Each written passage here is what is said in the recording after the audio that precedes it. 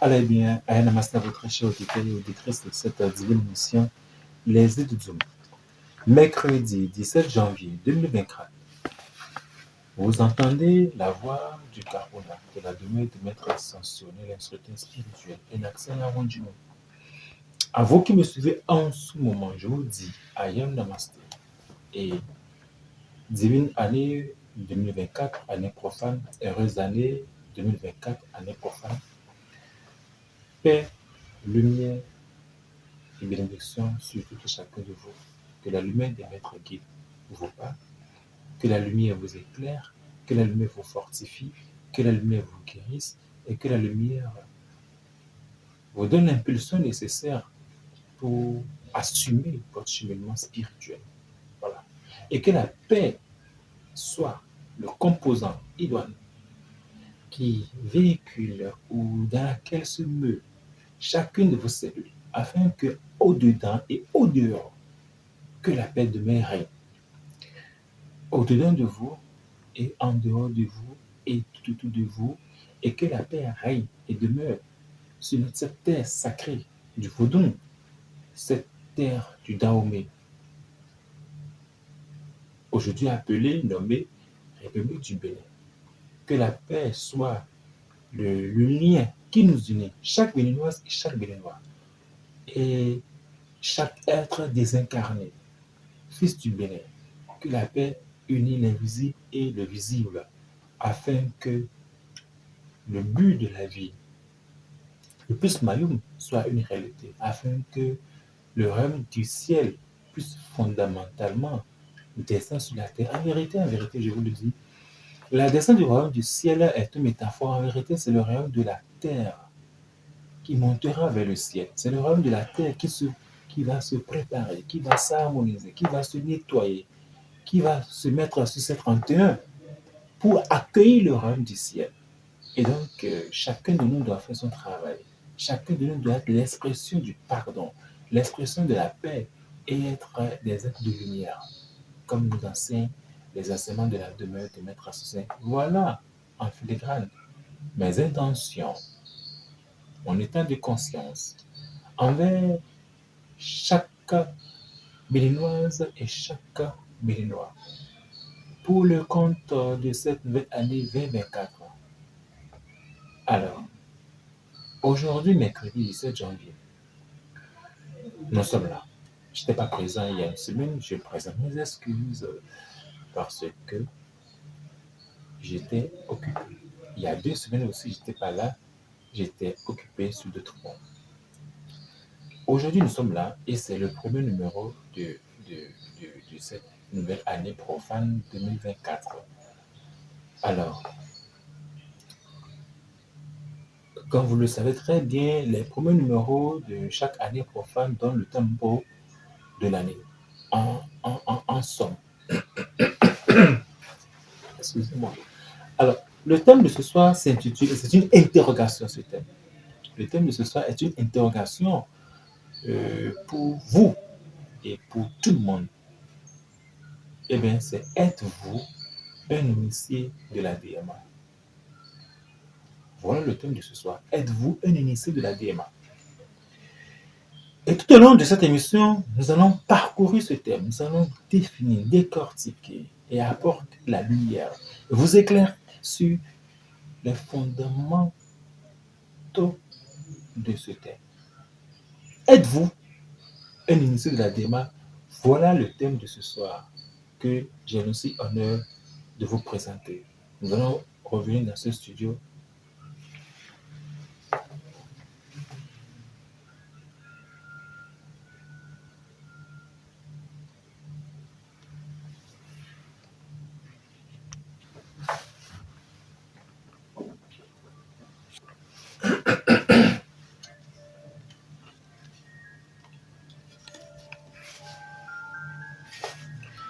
Alors, êtes-vous un initié de la DMA? Voilà le thème de ce soir. Êtes-vous un initié de la DMA? La question est posée. Et la question nous appelle à savoir, c'est quoi la DMA? La DMA est le sigle de notre école spirituelle, de cette loge, de cette obédience, qui signifie, la DMA signifie étymologiquement la demeure des maîtres ascensionnés. La demeure des maîtres ascensionnés. Et cette loge spirituelle a été enregistrée en tant qu'ONG en République du Bénin il y a très longtemps et autorisée par le ministère de l'Intérieur il y a très longtemps avec son conseil d'administration et tout le reste. Ça, c'est le côté administratif. Mais qu'est-ce que la demeure des maîtres ascensionnés? La demeure des maîtres ascensionnés est un ensemble d'entités, d'êtres de lumière, de grands êtres, des maîtres ascensionnés. On n'entend pas maîtres ascensionnés, des grands personnages qui ont atteint la libération spirito-matérielle et qui ont atteint le summum même de la connaissance et de la fusion avec leur divinité intérieure, leur monade, qu'on n'entend pas la présence Ayam ou leur je suis. Et ils sont ainsi donc des étincelles divines, ils sont ainsi donc des dépositaires de la loi, des principes, des dépositaires de la variation, de la vibration, de l'amour de Dieu. L'histoire nous a enseigné, nous a parlé de beaucoup de ces grands êtres-là, que ce soit Bouddha, Mahomet, Jésus, Kuan Yin, Kuthumi, Afra, Babaji, Gage, etc. Laïti, Gopal Das, etc., etc., et j'en passe. Béanzin, Saint-Germain, tous ces grands êtres ont vécu et ont réalisé des grands niveaux de conscience. Ils sont donc des maîtres. Il y en a qui sont des maîtres non ascensionnés, c'est vrai. Il y en a qui sont des maîtres ascensionnés. Et donc la demeure des maîtres ascensionnés, c'est tout cet ensemble d'êtres, de maîtres non ascensionnés et de maîtres ascensionnés. C'est un ensemble de grands êtres de lumière aussi.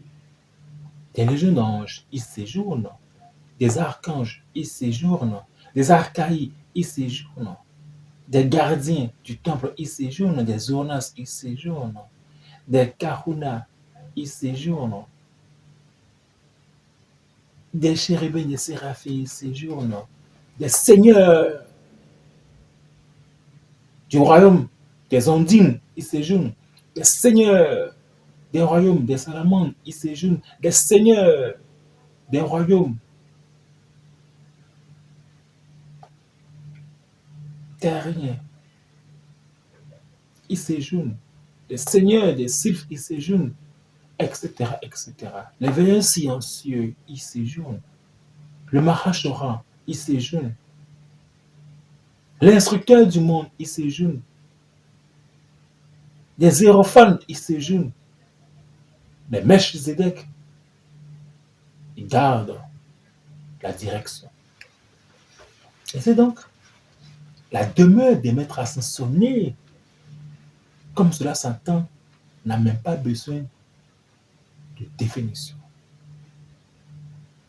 Voilà un sigle de loge qui compose et qui explique ce qu'on n'a même pas besoin d'expliquer. La demeure veut dire, au-delà d'une maison, faire référence à un état de conscience. Un supra-état de conscience. Un supra-état de conscience. Que ce soit un état de conscience physique ou un état de conscience spirituel ou invisible ou métaphysique. La demeure, c'est la définition d'un état de conscience à la fois nirguna et à la fois un état de conscience sadguna. Voilà une approche de définition de ce qu'est la demeure des maîtres ascensionnés. Ce n'est pas en quelque sorte un lieu physique, même si on peut y attribuer un lieu physique. On peut y attribuer un lieu physique. Mais fondamentalement, ce n'est pas un lieu physique. Au-delà d'un lieu physique, c'est un état de conscience.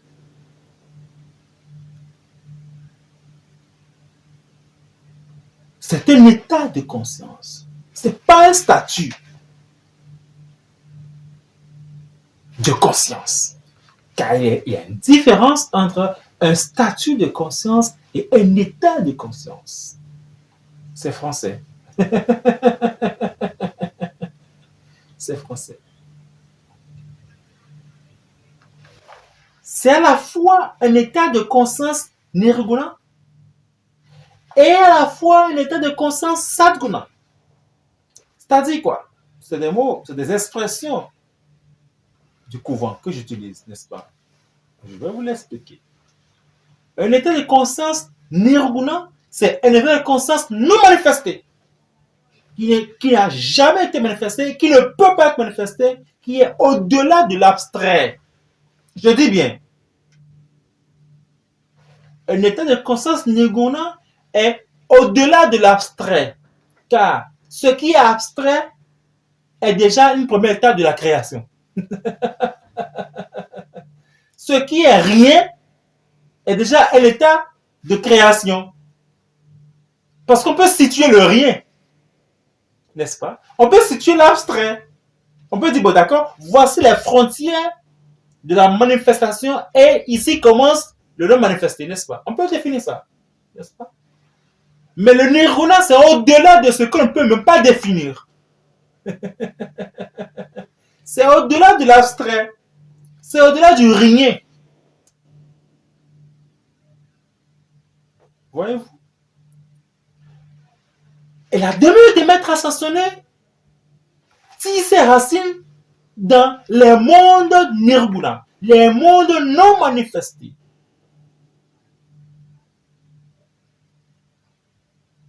Les mondes non manifestés qui sont au-delà de la non-manifestation. Ça paraît abstrait et bizarre, n'est-ce pas? Et c'est justement le but. C'est le monde au-delà de la non-manifestation.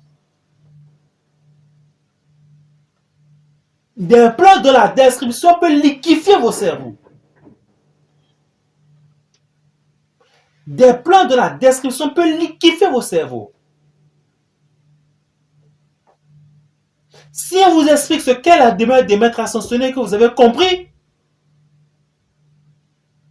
avec votre corpus physique, c'est que vous n'avez rien compris. Si on vous explique ce qu'est la demeure des maîtres ascensionnés, si on vous décrit, si je vous décrivais ce qu'est la demeure des maîtres ascensionnés et que vous avez compris, je suis sûr que là, c'est la preuve que vous n'avez rien compris. Car une tentative d'approche de définition de l'état de conscience nirgunique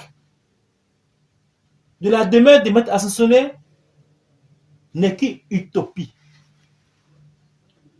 Je dis bien, une tentative d'approche de définition de l'état de conscience nirguna de la demeure des maîtres ascensionnés n'est qu'une utopie. Et en ma qualité de Vahan,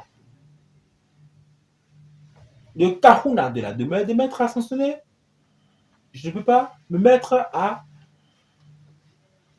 déployer une utopie et contextualiser une utopie ou terroriser une utopie.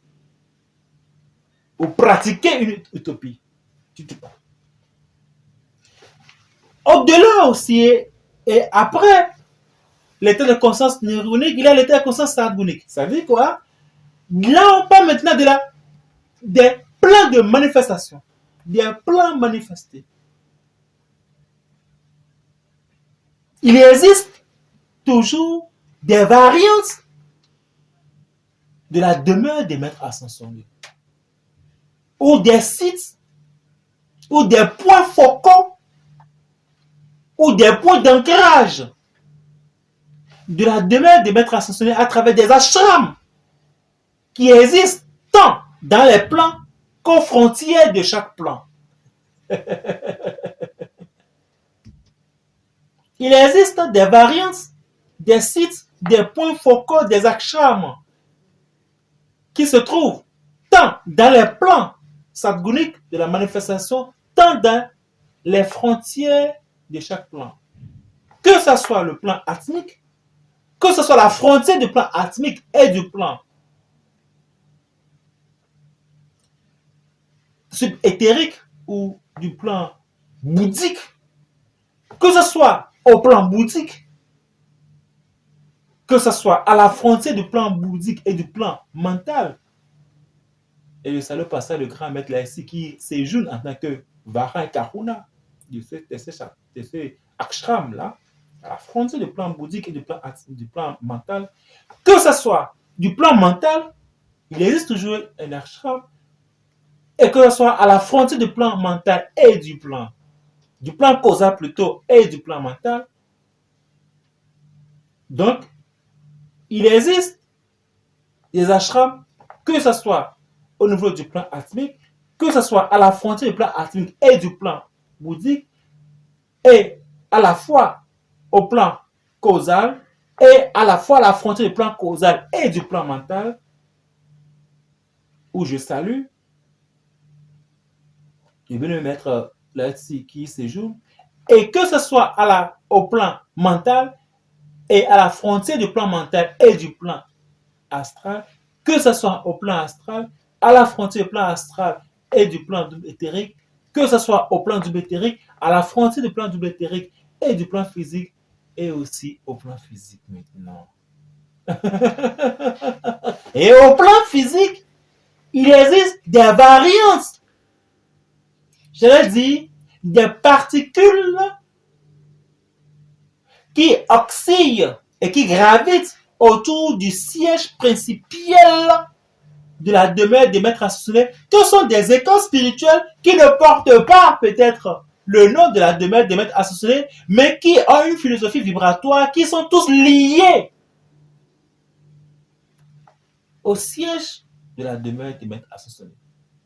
Il y a des écoles spirituelles, il y a des lieux spirituels, il y a des couvents dont la demeure des maîtres ascensionnés physiques est le soleil, autour duquel eux tous ils gravitent.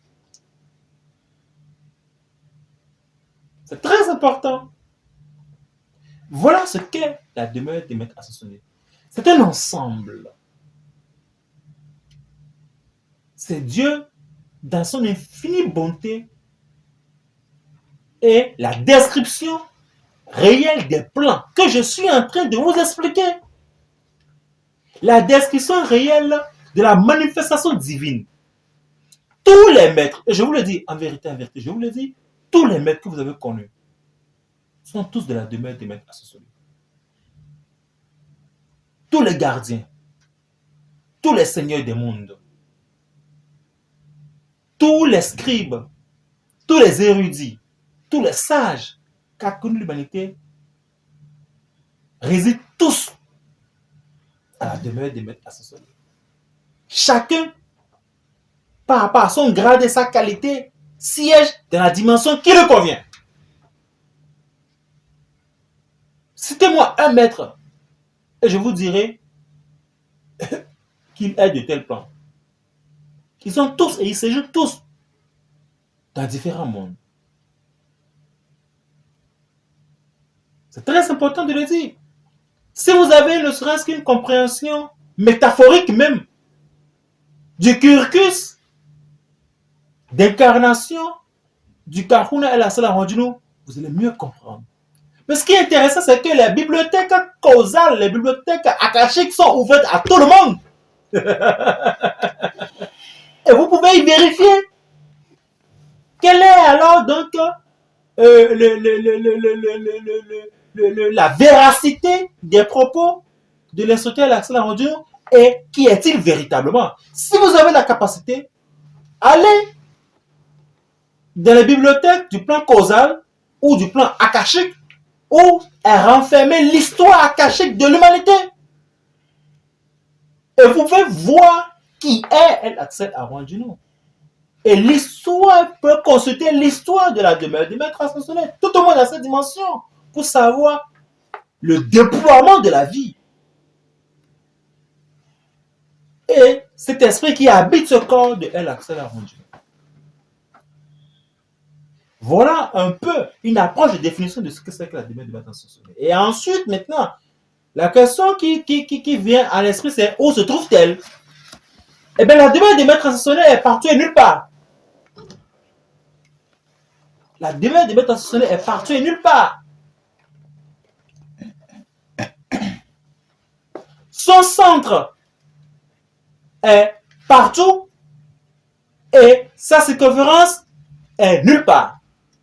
Voilà exactement le lieu où se situe la demeure de maître ascensionné. Elle est partout et nulle part.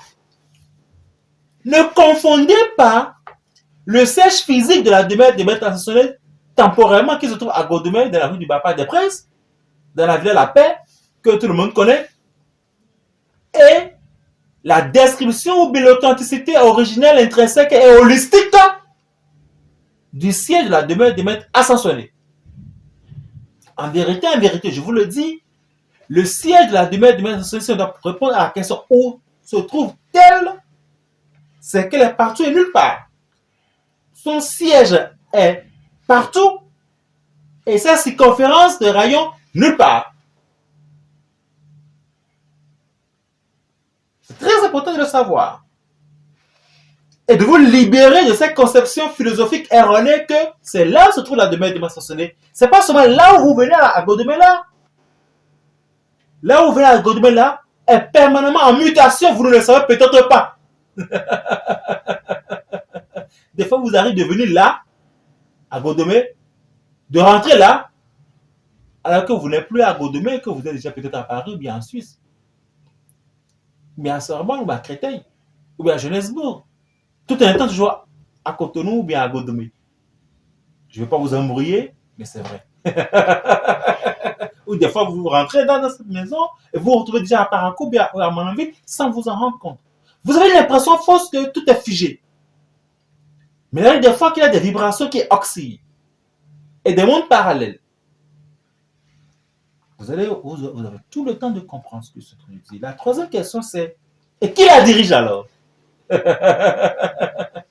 Ah ben, je ne veux pas vous offusquer ou vous embrouiller, mais sachez que ceux qui dirigent la demeure des maîtres ascensionnés, effectivement, il y a une hiérarchisation et une organisation physique et invisible qui dirige la demeure des maîtres ascensionnés. Il y a des milliers d'êtres, des millions d'êtres, des milliards d'entités qui dirigent la demeure des maîtres ascensionnés. Vous n'avez pas idée de ce qui se passe et de ce qui s'y passe. Vous n'avez pas idée de ce qui se passe et de ce qui s'y passe au-dedans et au-dehors de ce que c'est que la demeure du maître ascensionné. Vous n'avez pas idée, mes chers frères. Vous n'avez pas idée, mes très chères sœurs. Il y a des grands êtres de lumière. Paix et bénédiction à tous ces grands êtres-là. Des seigneurs, des urnas, des kahunas, des maîtres ascensionnés, des veilleurs silencieux, des hiérophants, des êtres solaires qui, depuis et toujours, et avant le commencement, avant Aleph même, travaillent.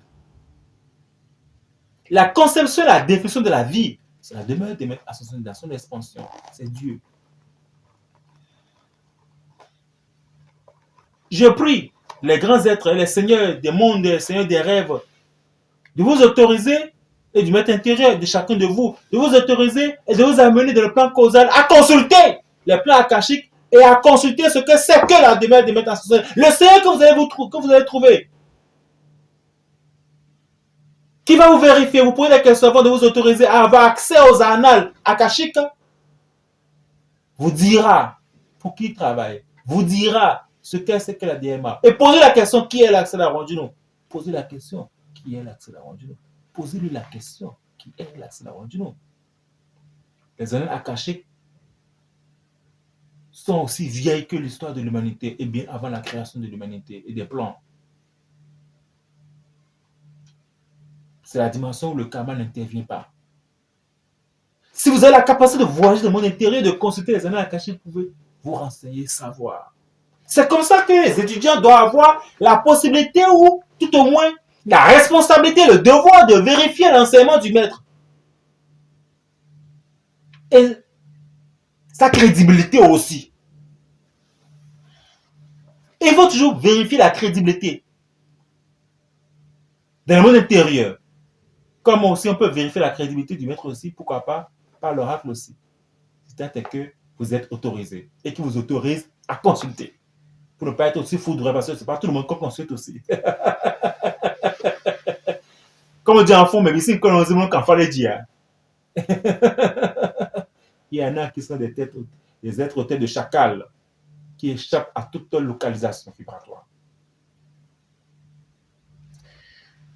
Voilà ce qui la dirige. Quelle est donc la vocation? Quelle est sa vocation? La vocation de la demeure des maîtres ascensionnels, c'est d'attirer tout ce qui est part. C'est de rassembler tout ce qui est part.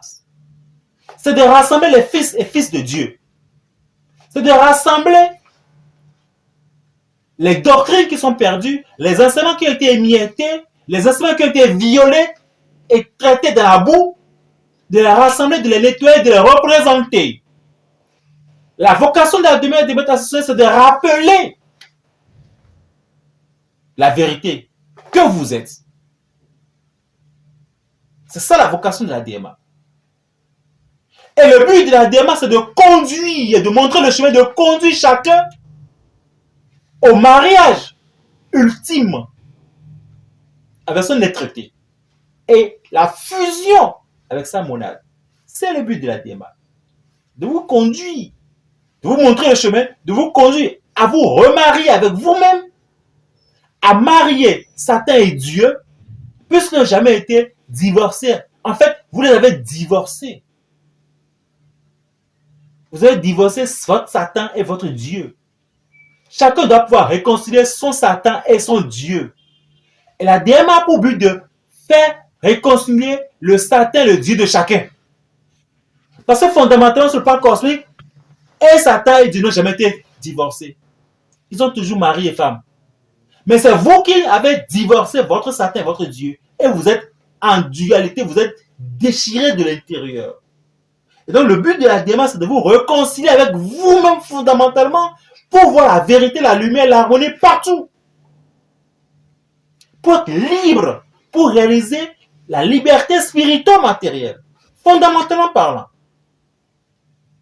Donc, le but de la démarche, c'est cela. La réconciliation avec soi-même, la fusion avec sa monade, la fusion avec son je suis, la fusion avec sa présence ayam. Comprendre qu'on est Dieu. Et la vocation, c'est de rassembler tout ce qui est passe. C'est la raison pour laquelle à la DMA, nous avons à la fois les enseignements verticaux, transcendantaux, à la fois les enseignements horizontaux, donc tout ce qui a rapport au vaudou, au fa, au couvent, et j'en passe. À la phytothérapie et tout ce que vous voulez. Très important. Et qu'est-ce que c'est que l'initiation? L'initiation, c'est de faire traverser un certain nombre d'étapes qui conduit un profane du monde profane vers les secrets hermétiques. L'initiation, c'est de faire s'aimer le germe de la connaissance en l'individu. Et la DMA vous présente l'initiation. Et retenez que à partir du mois de mars, la première initiation de loge commencera. au premier week-end du mois de mars. On appelle cela communément la rentrée des cours spirituels. La demeure des maîtres ascensionnés, il y a 4 ans, a marqué une pause au niveau des initiations. Parce que j'estimais que les triangles étaient pas équilibrés. J'ai utilisé un langage hermétique que seuls les initiés avancés peuvent comprendre ce que je veux dire par là, à savoir que les triangles ne sont pas équilibrés. Et après 4 ans de travail, nous avons pu retrouver l'équilibre des triangles. Et les triangles sont maintenant équilatérales, c'est équilibré. Nous revenons, nous rouvrons maintenant les cours spirituels à tous, toute personne, homme et femme, riche ou pauvre, pourvu que vous soyez vertueux, digne de foi et intègre et libre. Si vous vous sentez libre, digne de foi, intègre et vertueux, vous êtes alors capable et admis à recevoir l'initiation à la demeure des maîtres ascensionnés, l'initiation des maîtres ascensionnés, dans sa globalité holistique, et de capter les vibrations, par vos mains, comme ce que je sens actuellement dans ce studio. L'initiation, c'est le passage du profane au sacré. C'est tout un ensemble de cheminements dispensé par celui qui est garant et qui en a le degré et l'âge. Et pour le cas de la demeure des maîtres ascensionnés, c'est son Kahuna. Et le Varan en plus. Parce que Varan veut dire étymologiquement le conducteur du véhicule divin. Vous pensez quoi? C'est ça le Varan. Varan veut dire étymologiquement le conducteur de l'esprit divin, le conducteur du véhicule divin. Et le Kahuna est à la fois le gardien des arcanes hermétiques mineurs et sacrés supérieurs de la demeure des maîtres ascensionnés. Mais là aussi le Varan, en ce titre, il est le conducteur, peut dire genre, le PC est le président de conseil d'administration, le président, il est le conducteur de la loge, il est le Varan. Voilà. Donc, l'initiation permet de libérer l'âme des entrailles, des liens physiques et de lui ouvrir le chemin à la découverte de lui-même.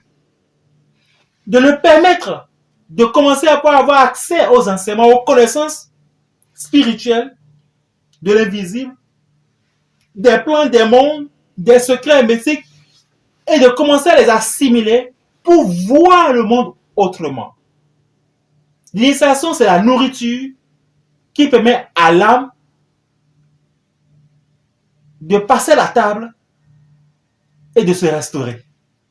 Tel le corps passe à la table et se nourrit matin, midi, soir, par 3 repas par jour, telle initiation est l'accès que vous permettez à votre âme pour avoir accès à la nourriture divine. Et la nourriture de l'âme, c'est la connaissance, c'est le savoir. L'initiation permet à l'être d'acquérir le savoir, d'expérimenter le savoir pour en avoir la connaissance. Parce qu'il y a une différence entre le savoir et la connaissance. Le savoir n'est pas la connaissance a été le savoir. Le savoir n'est pas la connaissance, mais la connaissance a été le savoir. Le savoir expérimenté devient votre connaissance. Le savoir expérimenté devient votre connaissance. Donc, il y a une grande différence entre le savoir et la connaissance. Ainsi donc, la question reste posée. Êtes-vous initié de la DMA? À ceux qui sont inscrits, à ceux qui ont commencé leur cheminement spirituel avec la DMA, il y a des jours, des mois, des années, la question reste posée à chacun de vous. Êtes-vous un initié de la DMA?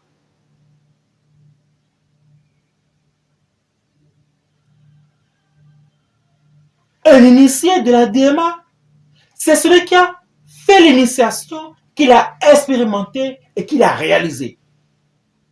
L'initiation accordée à ce profane qui est maintenant un nouveau initié ne fait pas de lui un initié.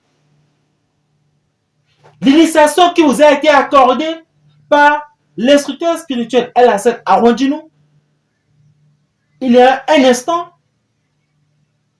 ne fait pas de vous un initié de la démarche réellement. Car l'initiation que l'instructeur El-Hassan Arwanjinou de Karouna vous a transmis, c'est un gemme connaissance, un gemme du savoir. C'est à vous de l'expérimenter jusqu'à réaliser. Le profane qui a reçu l'initiation, le profane qui a reçu la connexion, n'est pas encore un initié. Le profane qui a reçu l'initiation, qui est maintenant un nouveau initié, le nouveau initié n'est pas l'initié. Le nouveau initié de la démarche n'est pas encore un alchimiste. C'est son parcours en tant que pratiquant et son acceptation en tant qu'adepte des arcanes mineurs majeurs qui fait de lui par son vécu, par ses expériences, par la qualité de ses démonstrations, par les vertus qu'il dispense, par tout ce qui est merveilleux qu'il rayonne, qu'il fait, qui fait de lui un initié. Aucune initiation ne confère au nouveau initié le titre d'initié. Je me répète, aucune initiation ne confère le titre au nouveau initié, récemment initié, le titre d'initié. Un initié de la DMA, c'est celui qui a prouvé l'initiation. C'est celui qui a été éprouvé par l'initiation et qui a prouvé l'initiation. Je me répète, si vous vous inscrivez à la DMA, vous n'êtes pas encore initié de la DMA.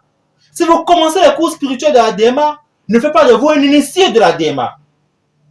Vous devez être éprouvé par la vie, par les maîtres, par les gardiens de la DMA, par les gardiens du seuil, par même le gardien du seuil, par le protocole, par la vie, par les seigneurs et par votre enseignement. Si vous n'êtes pas éprouvé, vous n'êtes pas admissible. Dites-moi, qui d'entre vous a allé à l'école et n'a pas été éprouvé par l'examen? Qu'est-ce qui signifie, qu'est-ce qui prouve que vous avez assimilé vos cours à l'école? Ce n'est pas les interrogations. Les interrogations et les devoirs vous éprouvent, n'est-ce pas?